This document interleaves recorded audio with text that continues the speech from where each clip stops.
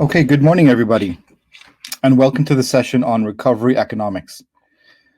Today we have with us Hans Dieffenthaller from Kesta Band, Lorraine O'Connor, who is a noted producer. She also is working on a venture fund for creative industries with KCL Capital at the moment, and Bryan Khan.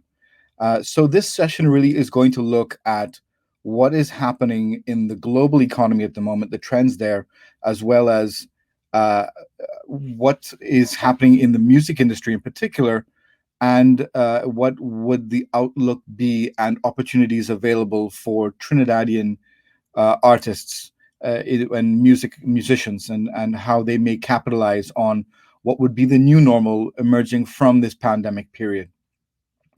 My name is Shyamal Chandradathsingh. I am one of the directors of Kin Sound Studios, which is a full production studio located in St. Anne's, and we're specialized in live music, but we do handle all types of projects. So I will hand it over to Bryan, who will be leading the discussion.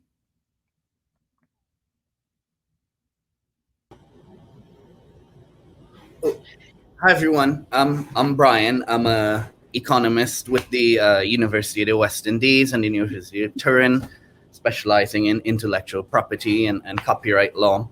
So my views are sort of from that, macroeconomic aspect. And I think I'd like to begin by taking a big step back and setting a context.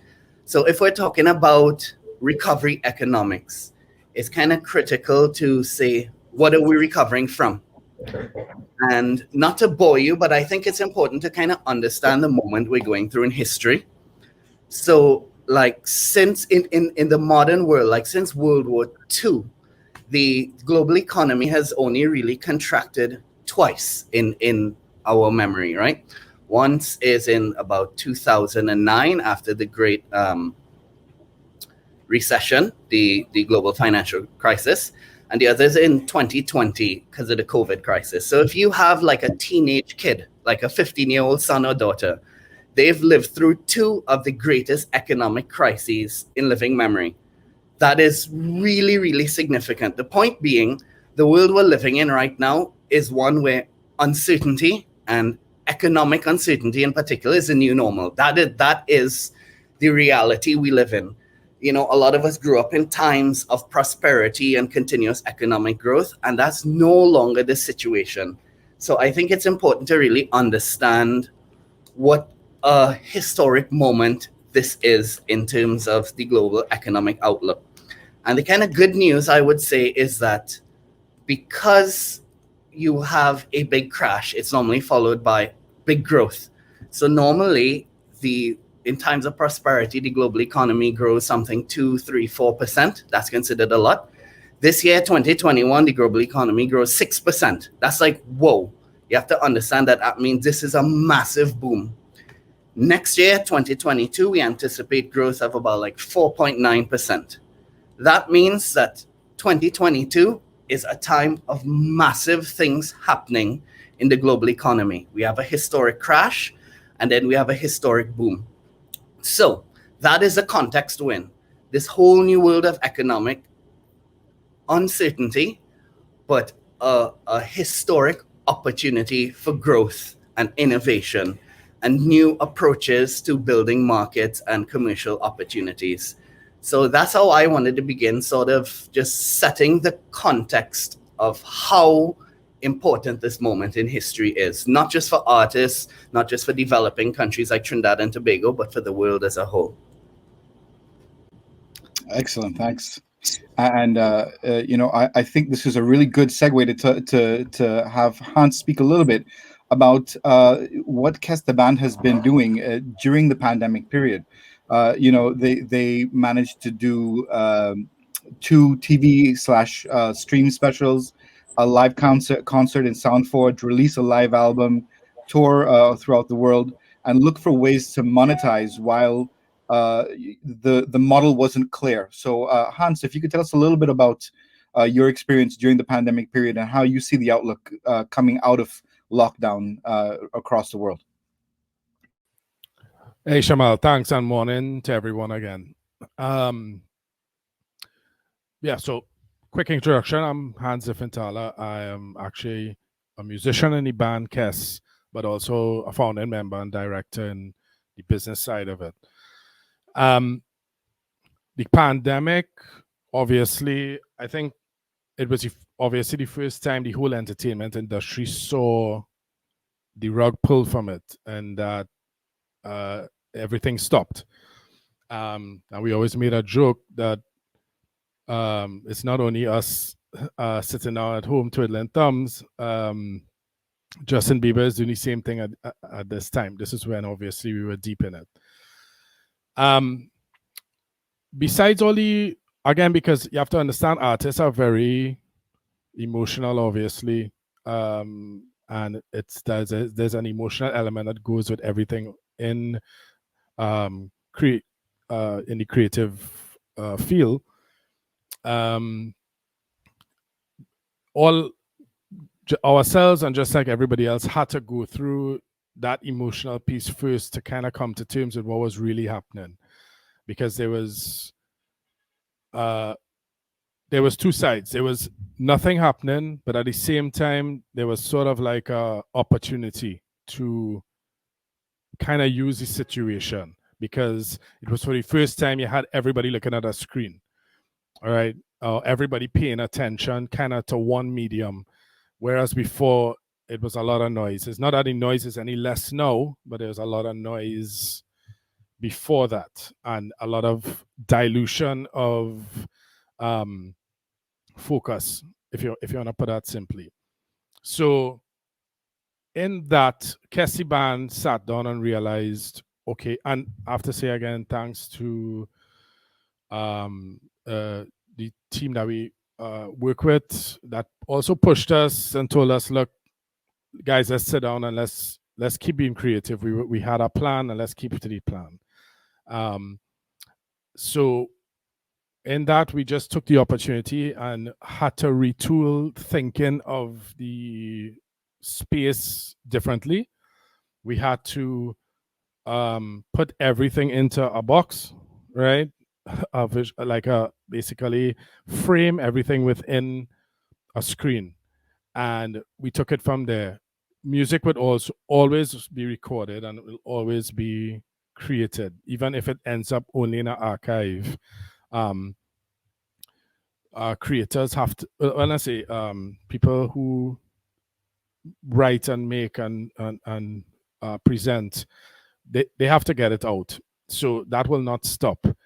The main obstacle was figuring out how to present, but then also how to monetize and how to put it into a way that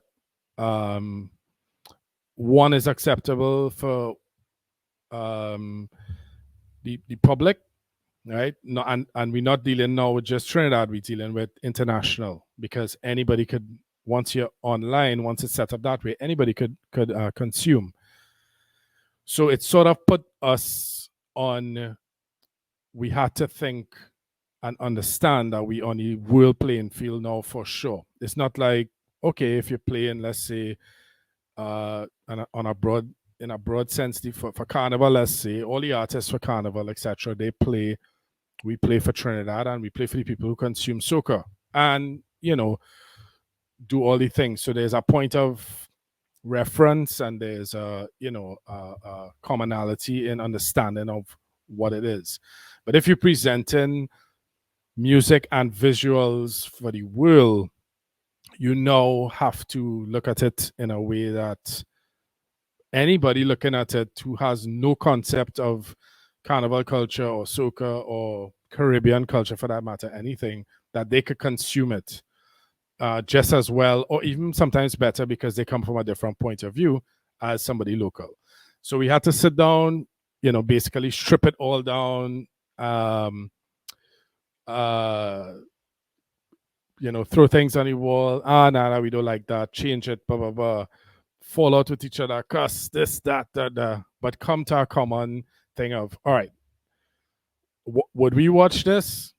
Yeah, okay, we'd watch this. Or would we listen to this? Yeah, we'd listen to it. Okay, cool. We're happy with this. Cool. Let's go with it from there. And I don't want to say we've reached the end of that, because no matter what happens moving forward, the digital space is here to stay, and there are amazing things in it. I don't know if we're going to get into that here at all, but NFTs alone in music is going to drastically change the game. The game was already changing already as it is for music, because like labels are placeholders now. They just like labels are a thing of the past, you know, of a bygone era. In terms of meaning the big labels, the small labels have drastically changed their model, and the strategies are vastly different. And now all artists have in a very strange way, all artists now have the ability and the power to guide what they want to do and how well they want to do. No, it's up to them, because everything is there. There's all the information is there, all the resources are there. You can hire from PR to tour booking agents to everybody. If you're dealing with technology, you have people to hire to deal with tech, specifically social media, everything. Or you work with teams. You know, if you don't have budget, or you don't have anything, you always have a friend who is in it, love what you do, want to support you, and you know, so it's there. People just build now. Artists build in teams of people. So anyway, sorry not to get too long-winded, but the fact is that whereas this was a very depressing sort of situation in the first onset of it, it presented a lot of opportunities that and continue to present a lot of opportunities to do well, but just in a different model, you know.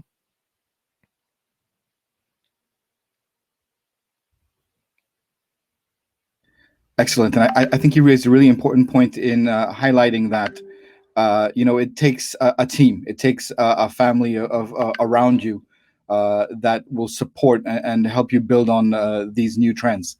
And so it does take a lot of collaboration with, you know, mixed media, with people that understand law, people like Bryan who understand intellectual property. So it always takes a large team. And I'd like to move now to Lorraine O'Connor, who, of course, is a noted record label founder, fixer in the industry, and now in a new dispensation, working on a venture fund.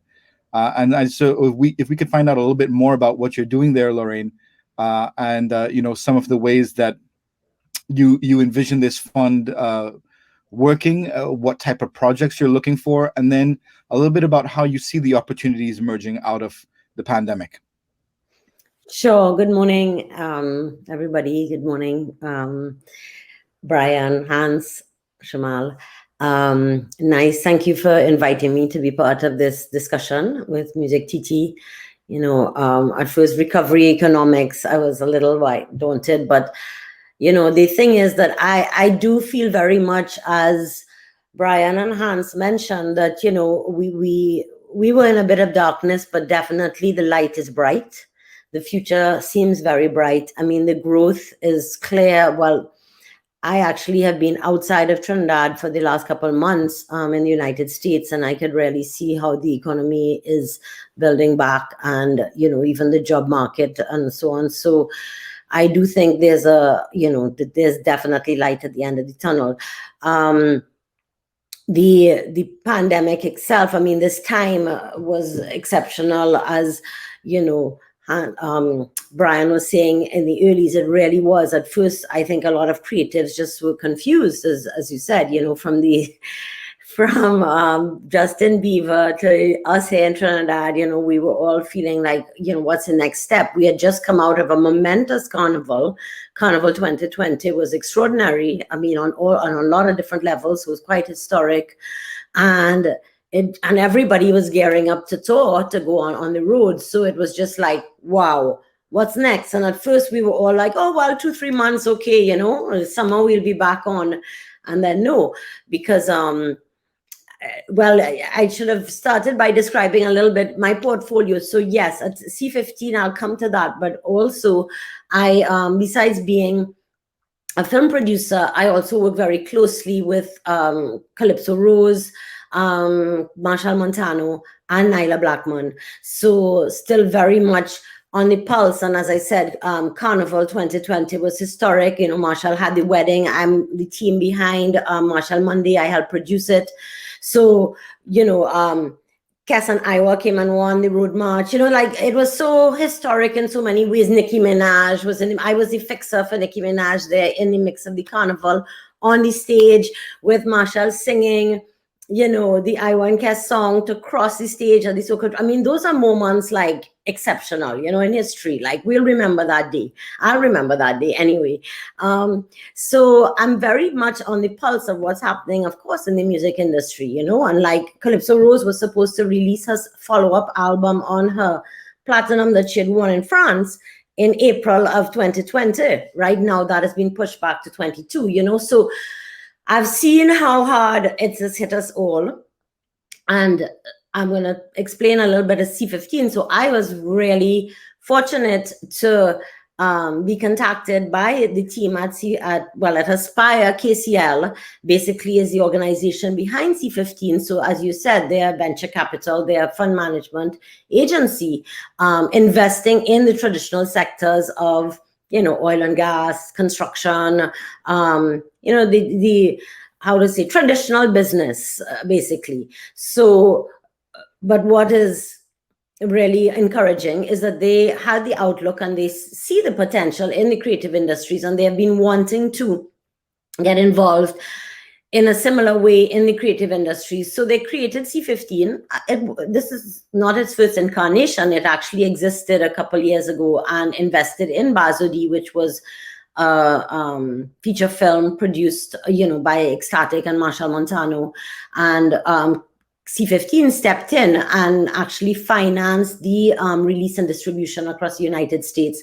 So they already a couple years ago wanted to be in the field. But of course, you know, everything happens in its timing. And I think the vision and the timing and, you know, and my experience, I mean, if I'm not blowing my own horn, but my experience in the field, which is nearly 30 years across the creative sectors, be it film, music, fashion, you know, I've produced fashion shows. I've really, and I'm talking about the fashion shows for the Summit of the Americas and the Showgum, where the Queen of England was in attendance and so on. So really at a high level. And I've been working for the past 30 years in the creative industries across the Caribbean. So really given my life to this. Not telling you all how old I am, but I've spent most of my working life doing, you know, but I love it. I'm very passionate about it. So basically now I've stepped into this role as general manager of C15 Studios, and C15 wants to be a cash flow solutions company for the Caribbean creative sector. So basically, we're not a bank, we're not a sponsor. We're looking to build the industry, but by investing and also helping the creatives manage their money. So this is why it's cash flow solution driven. And what is interesting too is C15 is we've identified 15 creative sectors. So going from animation, film, music, wellness, technology, you know, the NFTs, I'm really interested in that, you know, and pushing the board and all that for us to look into that really seriously. So really taking the Caribbean creative sector to build it into economy that's sustainable and brings returns, not just for the 1 or 2, 3, 4 who are doing well, but overall. So yeah, that's in a broad brush. But of course we can, you know, as the conversation goes on, we'll discuss a bit more specifically what, you know, the different products and how we're building it out. So just to say, it's early too, like I've just started. It's 4 months that I'm in this position. And my first task was really to help define the strategy and build out, how do we move forward? How do we step into our first year of operations, which would be 21 to 22, so from October. So we have some ideas. We're putting it all together. Our website should be launched very soon. So anybody listening, and in a couple of weeks, you can go on to c15studios.com, and a lot of what I'm talking about today would be presented there. Excellent. And, of course, we won't talk about age, but we will say that you are a veteran of the industry and definitely a respected voice. And we're so happy to have you with us today. So I want to change the discussion or steer it into a little bit of a different direction now and talk a little bit about intellectual property versus live music revenues. One of the things that I've been reading about is the fact that the music industry actually is growing significantly in the past 2 years, in 2020 and 2021. And it's expected to grow again to 31 billion in 2022, according to PricewaterhouseCoopers.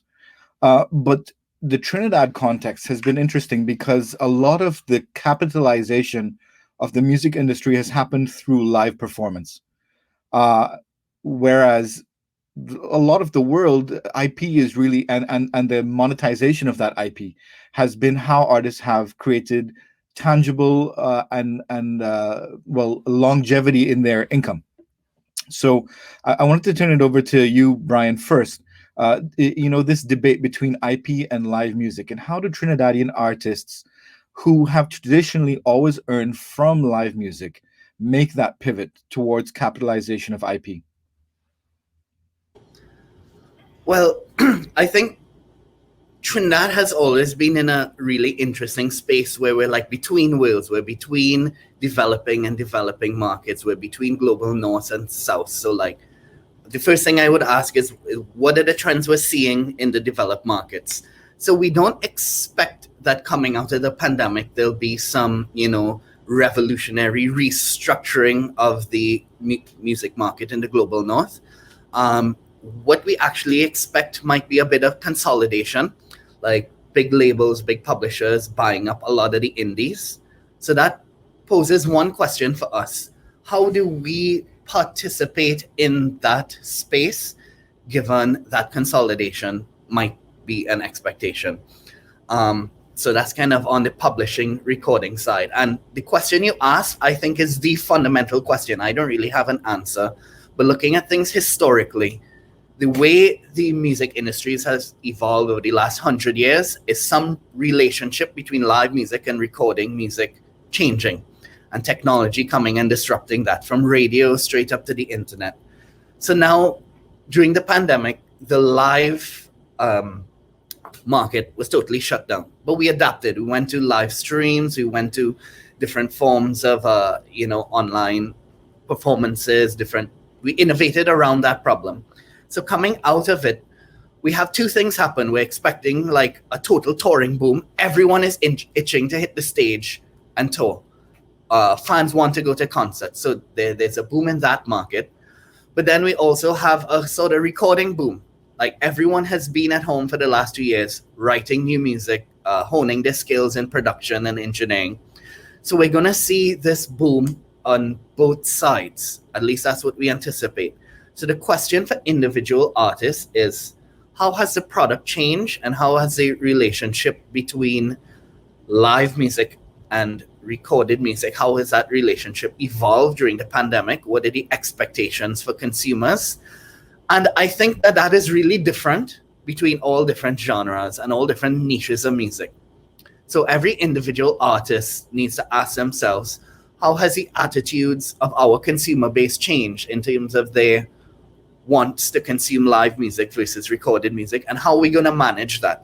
Like, we need to manage this boom. We don't want to just, the economy opens back up January 1st, 2022. Everyone drops an album on the same day. Everyone tries to go on tour at the same time. It needs to be a coordinated, well-managed process, and that needs to happen at the level of the industry as well as the individual artists. And I think the trends are really different based on different genres. Maybe Hans, as someone on the ground as a touring musician, might have some insight into that. Perfect segue. So Hans, I'm going to throw it over to you. Perfect. I could not make up a better segue. Yeah, well, ironically, I am actually not on the tour, as you may have well noticed. The band is on tour. I had some commitments I had before that I couldn't get out of, but luckily I had a good friend wholly fought for me, and he, vibe well with the guys, and the guys able to still do the do, which was my biggest concern. But past that, I obviously in the back office, I work closely with helping to put the tours together, and all the various things that comes along with it. I want to, in terms of the touring piece, I want to just say this one thing.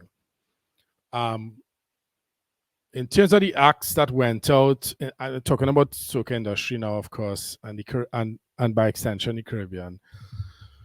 But in the soca industry, there were a bunch of acts that went out pretty early. Then there were a couple acts that went out in the middle, kind of like midterm type of time, and then there were a couple that came out near the end. We were one of 3 or 4 that came out pretty much near the end of the tour and of when it was able to do it. We did that for various reasons, but the main thing was this. In terms of this time of touring, it was a very specific, it was freedom of movement is a problem still. And so you had to, many artists have to basically go out and stay out and tour. But of course, there are artists, again, like many artists from Nyla to Daryl, actually, Gervais is out there. He's not an artist, but he's a writer, and you all know, your MusicTT knows him well. There's an artist called Verin Neal, quite a few. There are a lot of artists outside are touring and recording and working with production teams and a bunch of stuff. Business is doing, but touring cannot be done in the same way as it was before. You have to do proper business now. You have to collect your data, which is your emails, your people who into you, like they trust your brand, they like you, they come to your shows, traditionally come to your shows, and they buy your merch and all that stuff. You have to get to know them. You have to build your lists. You have to sort out your merchandise. That is a big part of business. I'll give a quick example of, not in soca, but in Latin world. Of course, they have a much bigger group of people that they work with. But for example, one of the biggest artists in Latin, in the reggaeton industry, I don't want to call his name because I don't know if these figures are public. I'm just friends with a lot of his team. He carved out a deal for merchandise when he would tour, when he would go to a venue, and he would take all the proceedings from that. Okay, minus obviously the service charge of actually selling, etc., and whatever. He walked out on the first part of his tour, I believe, which was maybe 9 dates. I think he made like 18 million US in this is only in merchandise, right? So that's just really to paint a picture that is something that I think mostly has been overlooked by most artists, but it's something that, because artists are now very accessible, or for the most part, you could find your artists and find out what they're doing now, anywhere, anywhere. See them almost every day on your phone. Now artists have to understand that merchandise is a real part of your income coming in. That's one. Two, you have to consider, depending on size of artist, you have to consider how you do business with promoters and when you do your own shows.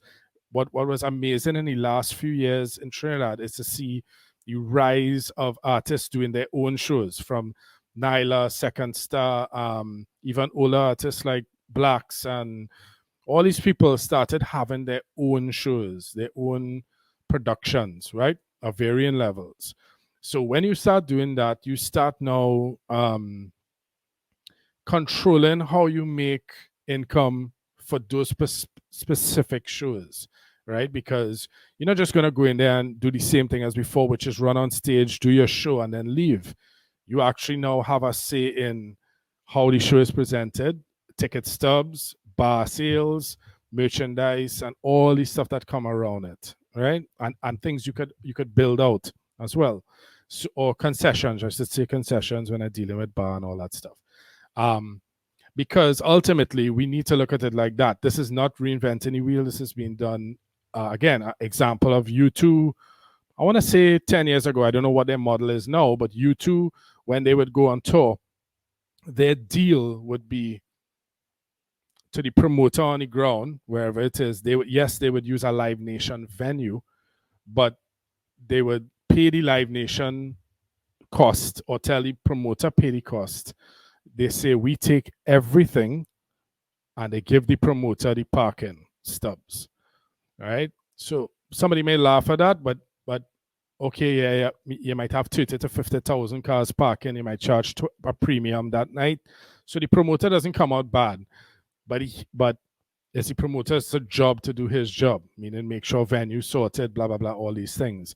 U2 walks in and do what they have to do with their full team, full crew. They get everything done, but they take everything back. They're like, okay, this is how we do it, right?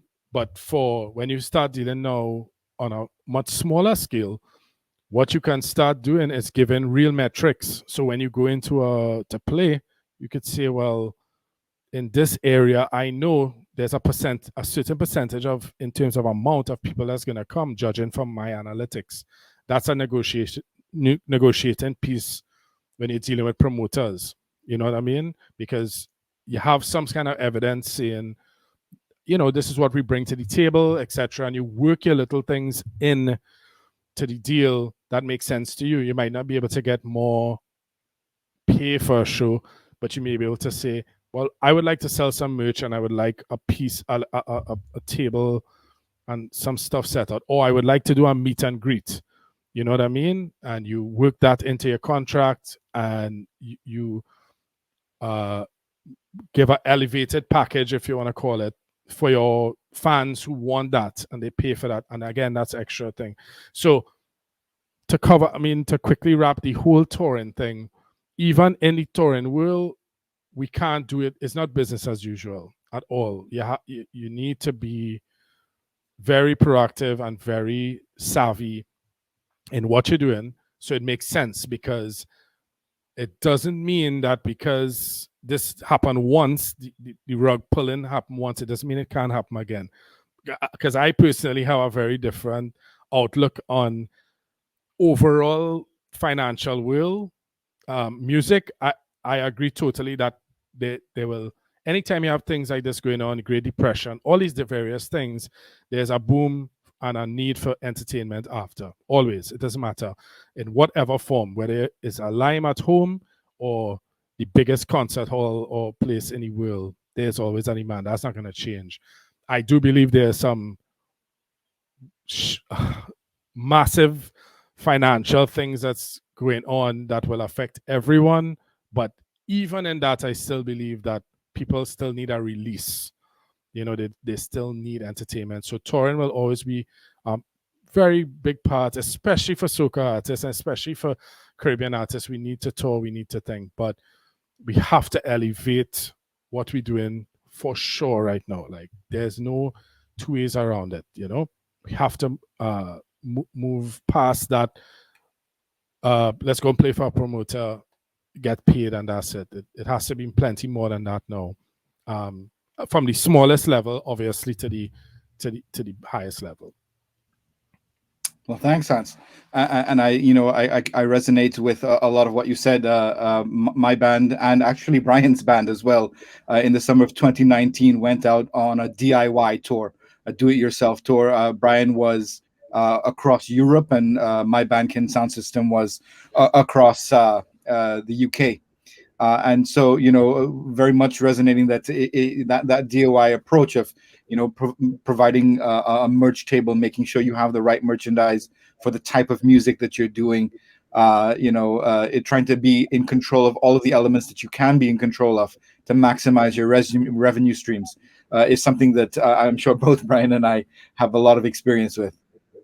I just want to turn over to the same question really to Lorraine, but to, you know, in respect to some more of the non-performance elements of how you may be able to capitalize on music and intellectual property. So, you know, we definitely have a lot of experience here in Trinidad in touring and in merchandise. But for instance, my younger brother Keshav from just now, he just had a sync deal with Apple for their reveal of the iPhone 13. And so, you know, syncing is an area where Trinidadian artists sit on huge catalogs of music, right? You know, that has been very underrepresented in the world of synchronization. And I'm just highlighting that as one particular area, but I'd just like to get your thoughts, Lorraine, on some ways that Trinidadian artists could look to capitalize on their music outside of the traditional touring mechanism. Yes, and yeah, great question. And of course, it's very relevant now with when we weren't able to tour, you know, it all of a sudden became very relevant that we weren't up to par in that area, in the streaming area, because I've also been checking the figures, and streaming has increased. Of course, revenue from streaming has increased tremendously across the world and is going to continue to increase. And you'll notice that a lot of our artists here, and I think MusicTT has been trying to build this up, don't have the necessary metadata, don't have the necessarily, the music isn't uploaded or registered properly to really bring back in that revenue. So that is something, you know, I would urge, like, it's essential in today's world. Like, you have to be represented. You have to have your music properly with the metadata tags, with the proper registrations, and in the proper, you know, platforms, be it in the United States, you have certain copyright agencies, and in Europe, there are different copyright agencies. So, you know, that's crucial. And interestingly enough, you know, because I like to use examples, tangible examples. So as I said, I work with Calypso Rose. So Calypso Rose, and we manage, when I say we, I have a company based in the UK, a publishing company, so we manage her publishing. And of course, you know, with the album and all that was, you know, her publishing was doing really well. Yesterday, I was speaking with my partner in that publishing company, and he said, you know, the revenue has dropped in the past 6 to 8 months. Well, why? Because she hasn't toured. So touring is still linked to, she hasn't toured and she hasn't released any new music. So of course, you know, the IP, yes, we have to focus on that, but you have to sustain it. You can't just, you know, put the music, I mean, you know, Bob Marley doesn't have to, because his songs, you know, will constantly that IP, but still you have to keep that drive, and you have to excite the people. So much music is, as you all said, is being released. You know, I recently, you know, not to promote anybody, but I recently signed up with Spotify, and now that it's in the Caribbean and so on, so basically getting these playlists of the music that I like, you know, and sharing, and I'm discovering artists never heard about in my life, you know, but it's so interesting, and you realize how much music is being released, how much music is being put out. And I do believe, you know, intellectual property is the future. I mean, there's the real estate and there's the intellectual property, tangible and intangible. And I really believe in intellectual property. And C15, that is part of our mandate, is really to invest in intellectual property. And, you know, kudos to Keshav. And again, to come back to that example, I mean, he didn't just get that on his own. Obviously, somebody was representing him. And this also is so important for artists to understand and creatives to understand. You know, you can't do everything. That's why having a team is so important. You know, there are people who are specialized and qualified in these areas for a reason. And you want to bring those people onto your team. You don't want to try and do everything, you know, and that is, I mean, I love to multitask. I love to be versatile, but there's certain things that I know I just can't do. I'm not going to try and produce a song. I'm not going to try and sing a song. I'm not going to try and put makeup on somebody on a set. Like, you know, I know my skills. And so publishing companies, you know, I want to mention that, like, we are our Caribbean artists are not attached to these publishing companies, or are skeptical or cautious. But what publishing companies or sub-publishers do is they find these deals in these synchronization deals. I mean, I had a record label called Rituals Music, with a number of artists signed to it. And we did get our publishing company, which is called Roots Caribbean Publishing, which is in the UK, did get sync deals for some important works, you know. And it's like, you can't just sit in your studio making your music and hope that Apple, you know, is going to take your song. No, that's not how it works. You have to have people out there shopping it and looking for the deals. And yes, so again, I will say, you know, live performances, and IP and intellectual property, they support one another. Like, your intellectual property, your streaming won't do well if you don't have the live performances, unless you are, of course, you know, a veteran or an icon or somebody. But even Calypso Rose, after a year and a half of not being in France, of not performing, she is seeing a drop in her revenue.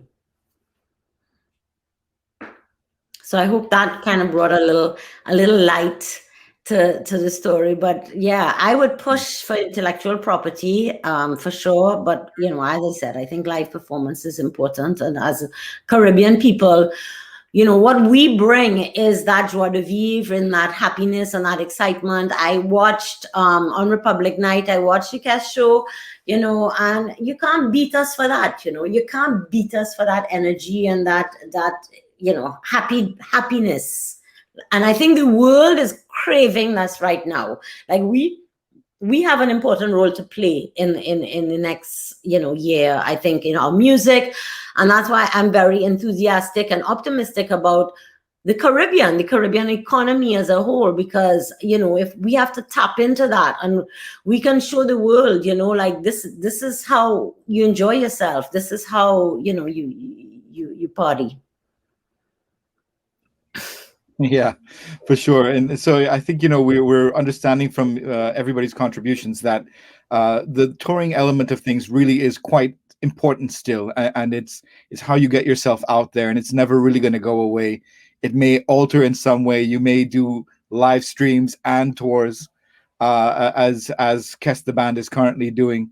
But you know, that element will have to be supplemented by new ways of looking at intellectual property and how we may commercialize on that IP. So I want to change gears a little bit, and given the fact that this is a MusicTT forum, and we're talking to musicians, and a little bit we're talking with the government of Trinidad and Tobago, who's hosting this discussion.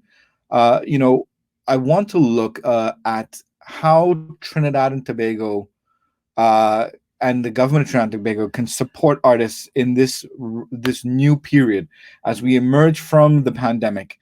And you know, as various practitioners in different elements of the field, I'd like to get each of your perspective on policy suggestions or initiatives that you think could, at a broader sense, support musicians trying to capitalize on this, what is a rapidly evolving return or evolution of the music industry. So I'm going to start with you, Hans.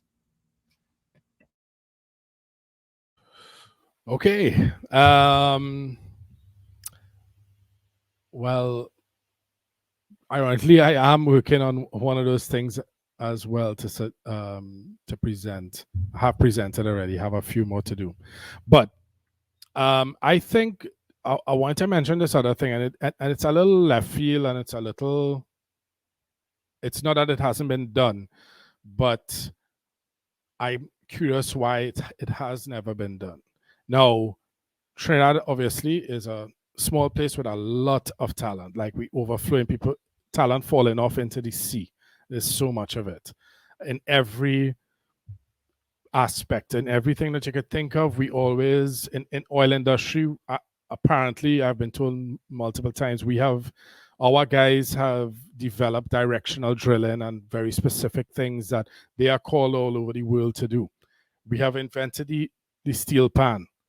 We're not going to get into that at all because we know that's a whole hairy ball of stuff. But the fact is that we're extremely talented, and as Lorraine correctly said, and we learned this as a band, I want to say maybe 10 years ago, that people love to feel that sunshine that people from the Caribbean give. And I want to say even more specifically Trinidadians. Trinidadians have a way where we include everyone, make everyone feel comfortable and feel at home, and they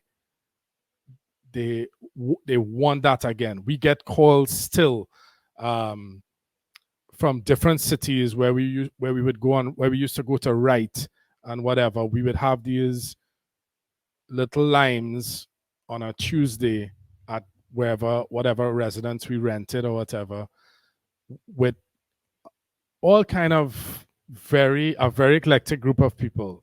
Some very famous people pass through, but they were always certain rules. You all bring the booze, we cook the food and provide the music, and no phones, right? And it would be amazing lime, great convos, plenty music playing from soca and chutney, and we go play some rock, and we play everything, play what we want, but people have a great time. People still call us from those cities, still want to know when we're coming back, still want to know when we having those Tuesday night limes, right? And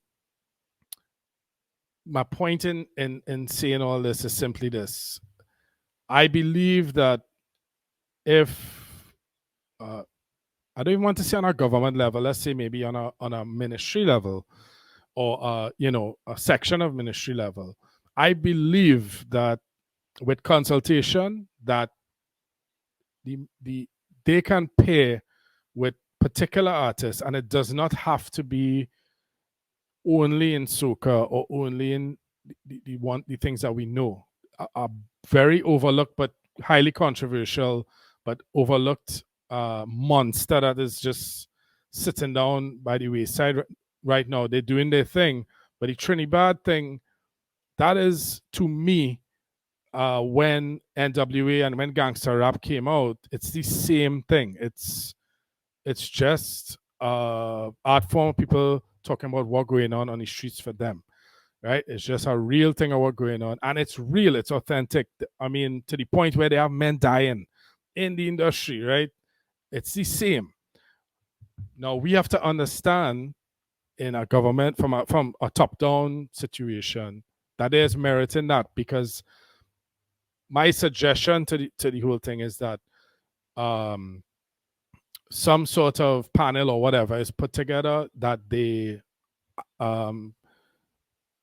pinpoint. It could be 5, it could be 10, whatever it is, artists or pieces of thing, and this is the music part, and there is a figure and a number associated with a hit song, right? Lorraine knows this. There is every hit song, besides the ones that broke out naturally, that is one in more than a million, right? Of a song that just, and that song doesn't most times do happen overnight. That happens over years. So like Cheerleader, for example, if you know Cheerleader from the guy Umi, that took 3 years or 4 years to break, right? And a lot of iterations and this and people behind it, blah, blah, blah, all these things. But if the government was really serious about doing something like that, and they choose 5 to 10 artists and said, look, let's sit down, you all bring the expertise to the table because we don't know everything, right? And both teams bring what they have. The government have finances and the artists bring their thing, and in between they have the expertise, the experts involved, obviously the people who understand radio playlists, not even radio now, Spotify playlists and all these various things, and you sit together and you put the budget down, because that budget involves the small artist development for the song, the promotion of the song, the promotion of the artist, and where can we get the artists going, because they're dealing with a touring agency that will basically, get the artist to open for somebody, blah, blah, blah, and get the coverage and get all these things. It's a business. It's not a guessing thing. It's a real thing, and there's a figure attached to it. And if the government does that, in the long run, if you have 10 to 15 to 20 people coming out of that system with top 5, let's not even say number 1, let's say top 5 or top 10 songs, right? You have an industry building that's real, because whereas everybody sends their mixes, who very serious will send their mixes away to mix, now you have pockets of studios opening up down here because they want to mix here, and engineers come into Trinidad or Tobago to mix, because not because of the gear or the room necessarily. The room, all those things are nice, but because when they step out the room, they have sand and sun and sea and nice woman and whatever. You understand? Because you could build a best studio anywhere, and when you get in the studio, you could be in New York, in Moscow, you could be anywhere. But it's when you get out that door is when you have something thing. So if we have these things going on, and I will say openly, I'm working on all these things with trying to at least, on having discussions. When you have that involved, then you have a lot of different money coming in. And then we are not talking only about the artists that have top 5 or let's say top 5 or top 10 songs in the world. The kind of income they are bringing in is a different game you're talking there. And when you have 10, 15, 20 people doing the same thing, they're going to bring money back home. We need that back home right now. And they bring services that they're going to need, right? They're going to need all the supporting stuff to happen. And then they're going to, because they are seeing things outside that we don't have, they're going to start helping develop those things here, because there will be a need. And then everybody behind going to be like, wait a minute, I could do this too. I have talent. I have a good song. I have this, I have that. I want to try this. I want to do this. And all of a sudden, you have people think, and then below that, besides the person on the stage, you have the other people and the already encouragement for the children coming up, learning about the business of music and all the supporting stuff, from, music law to, again, all the tech side of things, everything. You have, it opens up a whole different bag. But if the government want to do that, that's all it will take. It will take making the budget for that and saying, this is the figure we have per song and artist. This is the amount allotted. This is what we're going to do. We're going to get done. Of course, it comes down to the song, right? But there's a cost to a song too. And you could get that too. That is not a magic thing either. You could either go to a writer if you're not thinking, but you have an artist that is either fits something that works, and they have all the vim and they have everything with them, but they just don't have the hit. It's fine. You could get a hit. That's not the problem. The problem is the money. It just comes down straight to finances, right? And that's it. But when you do that, you get a wheel turning that is totally neglected, and every once in a while somebody pushes it, but they can't push it alone. You know what I mean? It will take that level of thing. And after that, it's just angel investors. It's just people who just love music. I love this guy. I want to put money behind it. But the fact is that there's a plan. There are steps. There are no shortcuts, but there are steps, and every step has to be taken. But once you do that, the probability of success is closer, much closer than before. Than you having this amazing song. Everybody, all your auntie and your uncle and everybody say they love this song. This is the best song ever. Should be a hit. All right, that's great. But how is it going to be a hit if nobody could hear it? Because there's a sea of noise out there, But we have something to offer. we Trinidad and the Caribbean by extension we have something to offer. You know what I mean? So it's just to have the discussions and get going, and of course have the budget sorted for it. And that's it. And I don't even think it's not a budget that's going to break the economy by any means, but it's something that could potentially do untold give untold value to the economy in not just short term, medium, but and long term. You know what I mean? Yeah, thanks, Hans. And that's generally been one of my core policy prescriptions as well. To look at hedging your bets on breaking things that would have the biggest impact outside. In the initial phases, which allows for the industry as a whole to be lifted up, a la per Jamaica and Bob Marley, right? We have many examples of it all over the world, where the core artists, or the ones that are able to write with the best teams of writers and so forth, are able to then break a whole new genre of music. Afrobeat being one of the most recent genres to have a global impact off of a few artists. That have then brought others with them, and it has had significant benefits for their countries. And they had it quick. Sorry to cut, but they had backing behind them. And absolutely. in Jamaica before Bob, they knew what they wanted to do. They were in it. They were doing it way before Bob.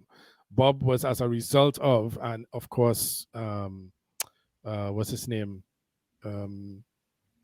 Yeah, exactly. Yeah. All that stuff that went on. But the fact is, Jamaica, they understood what they were going to do. If you look at the history of that, and they were pushing Calypso, by the way, before us, but as well. In case anybody didn't know that, they made a plan. They put a budget out. They say, Byron Lee, go in the countryside and you play for the people, Calypso. And Bob and all your fellas, look, hold some money, play in the urban, and we're gonna figure out what is the thing, what is gonna be our thing, our Jamaican sound or whatever. And well, reggae took the thing. And at one point too, sorry, this is a random thing, but Calypso was also in the running with rock and roll, right? And Calypso was gonna take over rock and roll in the States. And they were like, we can't let this happen. Come on. So there's a big thing around that Elvis was a created thing like the Sex Pistols kind of vibes. That is obviously a big convo that's going on. But my whole point in that simply is that where Calypso come from, guys, from the Chantwell, from the circle, from Trinidad. And these things was rivaling. They had guys, Sparrow and Mighty Sparrow and Kitchener and all them. They were playing in private parties in Malibu and Mulholland Drive and all these places. They had private parties, and it was Calypso parties. This was like the underground thing. This was the thing that's going on. And so we have it. We have it here, but we just have to understand what it is and then put some money behind it. That's it. Yeah. You know what I mean? No, we have no excuse. They have enough technical and enough expertise to make it happen, and resources. Everybody know everybody. If you talk to Lorraine alone, she know the world in music already. So it's just, we have the resources. It's not that. We don't have the financial backing. That's it. Yeah. And from that, I want to turn it over to you, Lorraine, with really the same question. You with your new venture fund that you're part of will be bringing capital to the table. So sometimes, the government putting money on the table, as in actual hard currency, isn't always the solution. That there are policy prescriptions as well, and an enabling environment. And I wondered if you had any suggestions in those areas. Yeah, so sure. Definitely. Well, Hans, I'm interested in the proposals. By the way, just saying, whatever you're preparing, think about bringing them our way. But I think what's interesting, and I know that because actually I was speaking with your chairman at MusicTT early on when I first started at C15, and he was speaking to me about the BTS example in South Korea. And basically, I think we have so much talent here, in Trinidad and Tobago. We need to invest in the production studios. We really do. We need to build up the entities that are making the music, because if we're talking about investing in intellectual property, so they go hand in hand. And I think, like in South Korea, they built that industry. Who would have thought like South Koreans would have taken over the world in music and dance and so on? But it's an investment and a drive that was put. And as I'm so glad Hans brought up the example of Jamaica, or even jumped in with the Africa situation. When Nyla was got that BET nomination, and we went to LA for the event, there was an evening, Afro-Caribbean evening being held, and literally it was 4 of us or 5 of us, Nyla and her, 2 managers and her team, and there were 80 African people, all super represented, offering gifts, like coins from Africa, all kinds of little mementos, like we were we were overwhelmed by them, but we were underwhelmed by ourselves, because we felt like, wow, we're here, we're supposed to be representing Trinidad and Tobago, and we're not. What I'm trying to say is we're not stepping up when we have opportunities like this. And I can even say, even with Calypso Rose in Europe, we haven't seized that opportunity at all from Trinidad and Tobago's point of view, to get the music. I mean, don't you all think that the Calypso Rose is 80 years old? Don't you think the record labels, the different people are looking to see, well, who next from Trinidad after Calypso Rose? Of course they are. They're all looking at that. So where are we? Where are we? We're not there. We're really not there. And I mean, this is one of my pet peeves, because I've been doing this a long time. So I've been way back in Midem, and back in 20 years ago, when I was saying exactly the same thing, when countries like Barbados, 20 years ago were better represented than us at these trade fairs. And look at where Barbados music has reached. It's not, these things don't happen by chance. They don't. There is a science behind it. There's investments to be made. And I'm sure, Bryan will jump in and say that this is money. This business plans have to be done, proper planning. And there are experts in Trinidad. There are people who can be brought together, and support MusicTT. I think MusicTT is doing a great job in nurturing, in being the incubator and building, your spotlight program and all that. I want kudos, because that is definitely an area to focus on. But as the development of it always feels like we're playing half, like we're not fully committed to the creative industry, and it upsets me. It's I mean, I'm on the board also of Film TT, so I'm very involved in the creative TT field, but I feel always like we're kind of the bastard child, sorry to say, we're the outside child. We just manage to get a little chooks every now and then, because, well, we have to still support culture and show we support. But no, if you really believe in making money, you have to invest money. Right? It's no 2 ways about it. We have the talent, we identify that. We have the hardworking people. So now it's just about the resources. Every time it comes back to this discussion, it's about the resources. So jumping in here a little bit with C15. So yes, so C15 wants to offer different solutions. And one of the first solutions that we're putting on the table, and we've actually started doing, rolling it out already, is where we're purchasing receivables. So for example, you have a commitment from a sponsor, or even a booking agent, or you're planning a tour and you need funding to support it, and you have for example, B-Mobile, whatever, tells you, yeah, we'll sponsor your tour, but we can't give you all that money up front. We can give you half now and half in 6 months. Well, that's where C15 would step in and give you all the money up front. And basically what they call, we purchase a receivable, or it's a factoring example. So, but we're doing that across all the industries, not just music, film. And so any serious buyer basically that you have, we are willing to look at that receivable and purchase it from you and front you that money in advance for a very small fee, ridiculously small compared to going to a bank. And the only collateral we're asking for is the purchase. So we're not asking you to sign your personal guarantee. We're not asking you to put up your car, your house, or whatever. No.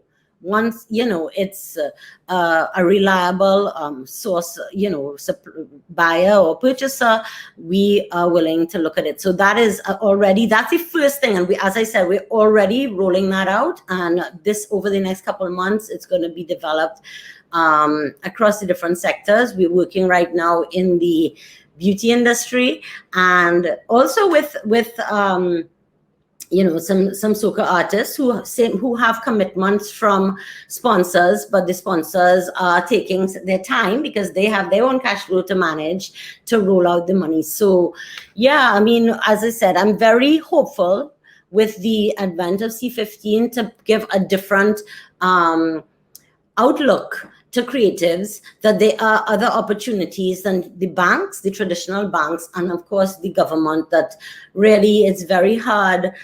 I mean, and understandably, we understand right now we're in the pandemic and all that, but what about 10 years ago? What about 15 years ago? So for me, I'm sorry, I don't buy it that much, like we don't have the money, because as Hans said, it's not like it's, $50 million we're asking for. Just give us a couple million, really well targeted and well driven and managed by people who are business people. The problem is too, like, artists are artists, and you see how Hans is taking a step back and he's managing the thing, and he's fine because he realizes, we need you need that support. So Hans is ready to pull back from his touring to really take on that role of being involved in the management. And you need business people. You can't give $2 million to artists to manage. Sorry, no, I wouldn't do it. I'm not advising anybody to do it. Give it to the business people who are helping to build these artists, and they will build the industry. And out of that, everybody will benefit, because that's exactly what happened in Jamaica. Show that example. And, because I made some notes while he was talking, I just want to check. Well, right, the Trinidad. Wow. If you go to, in France now, besides Calypso Rose, who are they listening to? Trinidad. Why? Because these people are blowing, they're reaching out to, as you said, they're telling their story, and their story is their truth. So people tap into that authenticity. That is so important in whatever you do, to be authentic. And, it's resonating. And we can't just look at it and say, oh God, that's the gangsters and them. No. That's not the way we can't do that, because that's, again, segregating part of our society, and they are playing a big role. And as you said, I mean, they're losing their life. I mean, this is real, but exactly this is what happened with gangster rap and different, movements. And again, it's a way, how do we use this to build an industry and to inject that, like the youth, somebody said that actually today, like the youth have to drive the rebirth of our economy, really they do. And how are we going to get these youth motivated? Right. I see we have so that's my piece, my passionate piece. Sorry, let me. Yeah. And so we started with, thanks so much for that. I think all very, very valid points. And, it probably is time for us to draw a bit of a line in the sand with all the initiatives that we've done before, and really look to listen to the people who had the experience of going out there and representing and being successful, and taking their word on what the right pathway is to get out of this. So we started with Bryan, and I want to turn over to you really to close things out, because we're almost done with the session, with really the same point with regard to policy prescriptions, especially as we're going into a budget, and you with your economic hat, and your music experience, which is a unique blend. What suggestions you may have on how we can support artists and the development of a sustainable music industry in Trinidad. Sure. Well, I'm so elated that this talk of Jamaica has come up and they talk about history, because in the 1950s, Jamaica had no domestic music industry. They had Mento, and Mento used to be marketed as Jamaican Calypso, riding off of the Trinidadian brand. And in 2 decades, by the end of the 70s, Jamaica literally took over the world culturally. In 2 decades, totally unprecedented. And to kind of jump off of the essence of Lorraine's comments, planning. The key word is planning. Planning both at the level of the individual artist, the individual business, and planning in terms of the state interventions. So for individual artists who are tuned in here looking for advice, I think the takeaway for us is we move away from rhetoric to actual material plans. We're saying, yes, intellectual property is important, invest in intellectual property. That is rhetorical. What do we actually mean? A lot of points came up here today. We talked about a decline in sync licensing. Well, for the last 2 years, the global film industry has been put on pause. Film production has been put on pause, put off to 2022. What does that mean? There'll be a sync boom in 2022. Incorporate that into your business plan as an artist. If someone comes to you as a producer, as a publisher, to score something for a film, say, no, instead of scoring for a film, I want to license something from a back catalog, spread the love around. We talked about merchandising. I find it ridiculous that Trinidad is the only country I go where I go to a concert and sometimes I don't see a merch table. That had to change. Make sure when I go to your concert, I could go home with a t-shirt or something in my hand. I liked your performance. Let me spend money on you. These are direct takeaways. The third one, we talked about decline in publishing and shifting trends with streaming and all that. Beyond the rhetoric of IP, what is the implementable action here? Your contractual practices have to change. Any music blog is saying the same thing in the last 10 years. It's not about the publishing, it's about the masters. Try and own your masters. Fights for points on your masters rather than just publishing points. The business model has changed. So when we say invest in IP, translate that into implementable actions and plan as an artist. Then for the state, understanding that the music industry itself, let's be real, the creative industries aren't going to replace oil and gas as a foreign exchange earner. It's not a solution to all our problems. But the value of our industry is that it's a driver for other things. It's not about playing live. But when you have a big show, somebody renting a maxi to come down to the fete, somebody selling burgers and drinks outside. There's this whole economic ecosystem around live music. And that is musicians' capacity to contribute to the economic recovery after COVID. And let's be real, the recovery of the arts industry will follow from the general economic recovery. And it's not going to happen until we get our vaccine numbers up. That's like a real reality here, So we are still in a public health crisis, which needs to be addressed with urgency because that filters into the economic crisis. In terms of the policy points, there's so many, like every little firm is looking to innovate just as artists are looking to innovate, So we want to create incentives for live music. And I mean, not just from big fetes down to little cafes having an open mic night, on weekends. Every roti shop that is closed after lunch is a potential artistic space. We need incentives for that. For the state, I say the state needs to look into regional linkages. 2 of the biggest booming markets musically right now, Mexico, Brazil, right down the road. Linguistically different, but culturally close. And we will always be small men, Local, support local must mean support CARICOM. We need to have state collaborations between Caribbean countries. And, this support local movement, they're no-brainers. For like 30 years now, we're talking about content quotas. That's a no-brainer. The science, the economic research says this is a no-brainer policy. It's a regulation. You put that in place. We know that will increase the industry about 20 to 30% in terms of its revenue generation. And just to kind of add, I know we just have a few minutes left. I'm sorry to harbor on these philosophical points, but I really think we're in a historically important place we haven't seen since World War and then independence, where the role of the artist has to be one of building a community, building a nation, building this idea that we're all in this together. This is a time for us not to support just local art, but local products. Don't buy a Snickers, buy a Charles chocolate.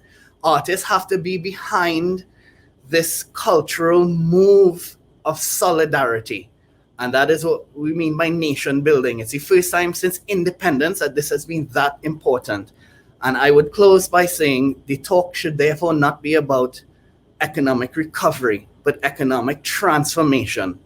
And anytime you're talking about transformation, artists and entertainers have a very, very important role in changing the culture of the nation. So let's try to work together and build that solidarity, because it's not just economic questions we're looking at, the social and cultural transformations that need to happen here. And this is a once in a lifetime opportunity. Well, thanks so much, Bryan, for that brilliant summary, and also for your very, very valid points. Not only on economic prescriptions for artists and for the government, but also on the context of the time that we find ourselves in at the moment, which is so true. This is really a time for transformation. So that really brings us, I think, to the end of our time. And I just want to very sincerely thank the members of the panel, Hans Dieffenthaller, Bryan Kahn, and Lorraine O'Connor, for taking the time to share with the audience of MusicTT and with me your thoughts on these very important issues, and for providing your unique perspectives. And of course, to MusicTT, thanks for the opportunity to bring these ideas across. And so that brings us to an end, and thank you very much. Thank you. Thank you. Thanks, Joe.